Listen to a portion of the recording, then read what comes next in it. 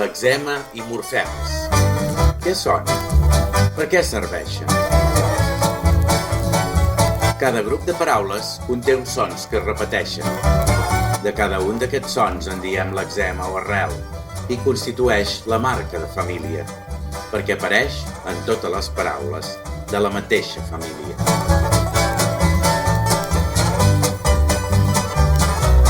A lexema s'hi poden afegir grups de lletres, tant al davant com al darrere.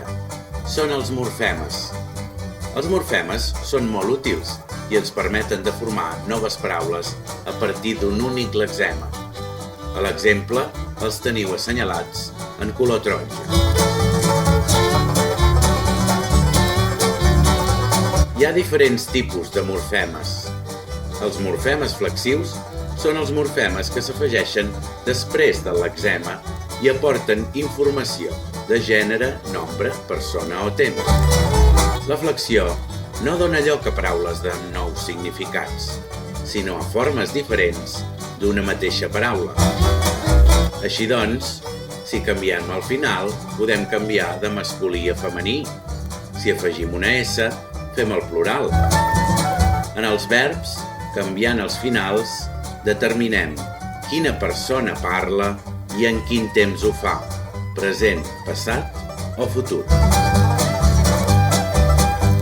També hi ha els morfemes derivatius, o anomenats afixos.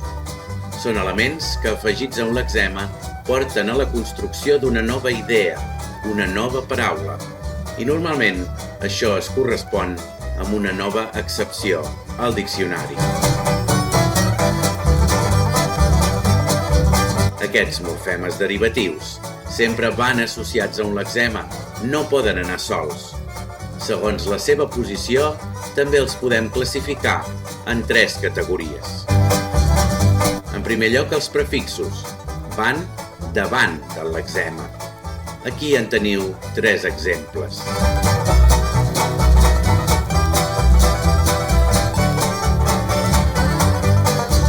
Després trobem els sufixos, que van darrere el lexema. En aquest cas podem necessitar canvis ortogràfics. Per últim, tenim els infixos, que van entre el lexema i un altre morfema. D'aquests morfemes n'hi ha moltíssims més. En resum, els morfemes i els lexemes es combinen per formar noves paraules, per concordar en una frase, per poder jugar amb la llengua. Llengua. Llengüeta. Llengot!